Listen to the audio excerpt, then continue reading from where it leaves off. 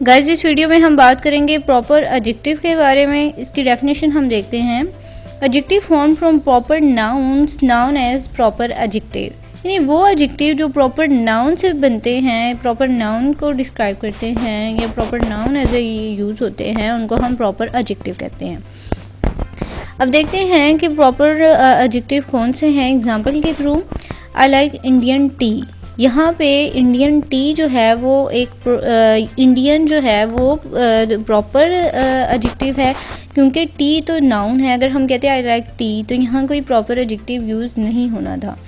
यहाँ पे अब हमने जब कहा है आई लाइक इंडियन टी तो यहाँ हमने बताया है कि ये थोड़ी एक प्रॉपर चीज़ है, एक मतलब कॉमन सी चीज़ नहीं है, बल्कि ये थोड़ी स्पेशल है। इंडियन टी जो है वो थोड़ी स्पेशल चीज़ है। तो इस तरह हम कह सकते हैं कि इंडियन टी जो है यहाँ पे वो प्रॉपर एडजेक्टिव है।